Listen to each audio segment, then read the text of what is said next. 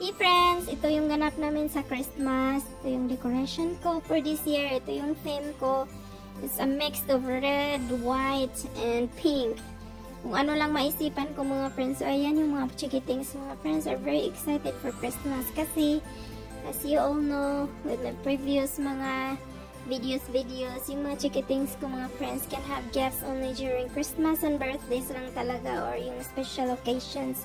Pag walang occasion, they don't have toys, right, cutie pie?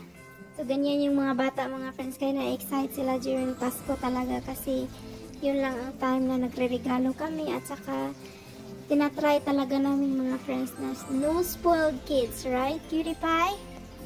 Yeah, so naintindihan din naman nila mga friends para hindi sila magiging yung demand na kung makakita sila sa mall ng mga toys o kung yung mga gusto nila is ibili namin. Pwede naman talaga namin bilhin mga friends. Kaya lang kinokontrol namin sila para malaman din nila na yung pera is not just for whatever they want, kumbaga. So, tinitrain ko talaga yung mga chikitings ko. So, yan, nagpa-picture kami sa mall mga friends. So, yun yung 2024 Christmas photos namin with Santa.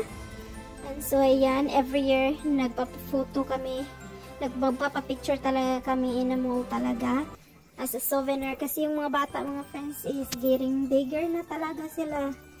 Ang bilis ng panahon, chikitings lang sila. So, ngayon, ang laki-laki na. So, ito mga friends is, inano ko lang to. Ito yung mama ko in the Philippines.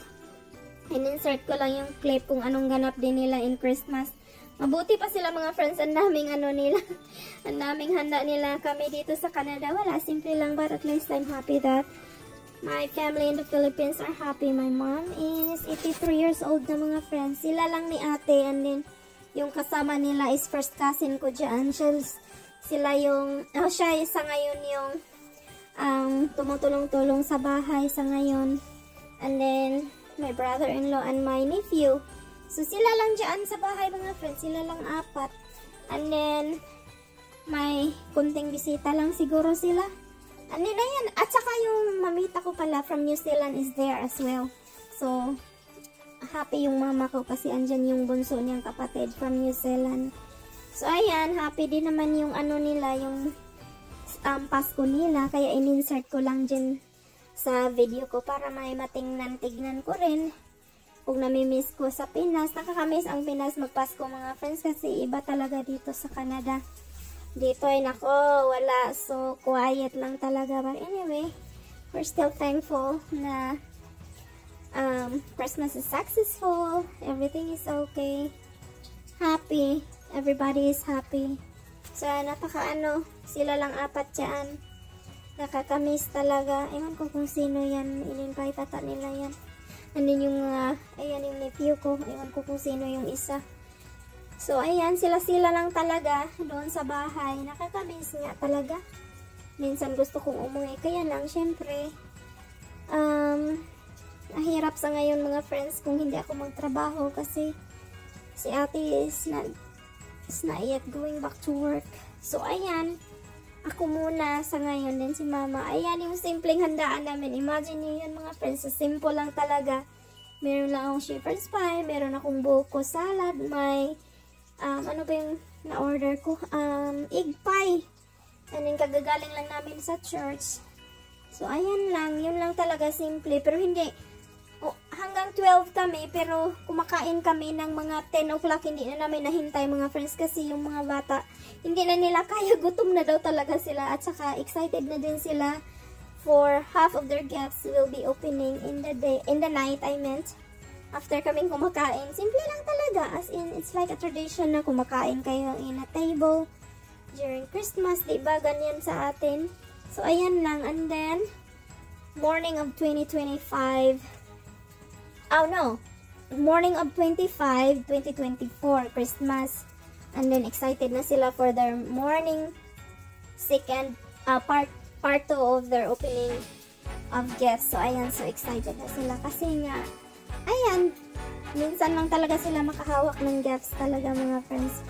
Minsan si daddy, si daddy kasi soft heart. Pero ako, tinitrain ko talaga yung mga bata na hindi yung magturo-turo sa mall kung pupunta kami sa mall. Naawa ako mga friends, kaya lang gusto kong i-train sila na not every time na kung meron silang gusto na ano, magmumuryot sila or magtatantrums, wala. Thankful ako na na-train ko sila. So, ayan, parang nag-open na kami lahat dyan ng mga kung ano-anong mga gifts. And then si daddy, and then sa akin, wala, nakakatawa lang kay daddy kasi ayaw niya talagang magpa-gifts. So, yung ano ko lang, niregalo ko sa kanya is yung mga parang jogging pants lang for his fencing kasi nagpipinsing-pinsing na naman siya.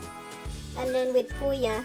So, ayun, ayaw niyang magpa-gift. So, kung ano lang naisip ko, sabi ko, ayun na lang. And then si daddy, na ano siya, na-touch siya sa letter ni Blossom. Pati ako naiyak ako. Kasi Blossom is very expressive.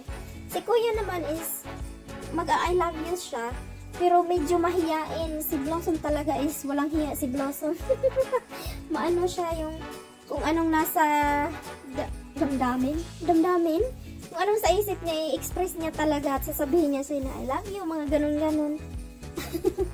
So, tinitest ko si daddy dyan kasi napaluha daw siya sa sinabi ni Blossom. So, yan, empty na yung ano natin mga friends, empty na yung Christmas tree natin. Kasi nga, December 25 na yan ng morning. So, ayan, yung si daddy is a very joker. Yan siya mga friends. So, bayaan na yan. So, ayan yung nabili ko sa kanya. And then, ewan ko, kung ano-ano na yun mga friends. Hindi ko na naano, basta nag-film na lang ako para may souvenir. Saka yung mga pag-gift niya sa akin is just very simple. Binigyan niya ako ng watch at saka key holder.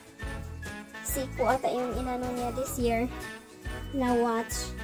And then, may mga shopping ako doon sa sa malaking mall. So, ayan, may pants, may dresses, at saka kung ano-ano lang mga friends. Hindi ko na naman talaga kailangan yan kasi parang sa mga bata na ba. Kaya lang, ang daming sale nung pumunta kami sa, sa big mall, sa next city, kumbaga. So, ayan, hindi na maano na matempt ka talaga ba dahil sa mura. Kasi, ang daming bagsak presyo pag what is that? Christmas season. So, ayan na. Wala nang laman, puro na lang kalat yung pero nakakaalaw talaga mga friends pag Christmas. Para bang iba yung spirit of Christmas talaga ba, yung feelings. Hindi naman sa dahil sa mga gifts. Pero iba talaga siya kasi long celebration kasi ang Christmas. Kaya nakakasarap pa sa pakiramdam. Kaya lang din, parang kulang din sa akin as nandito ka sa ibang bansa kasi nakakamiss. Merry Christmas mga friends, kahit late na to na post. Bye!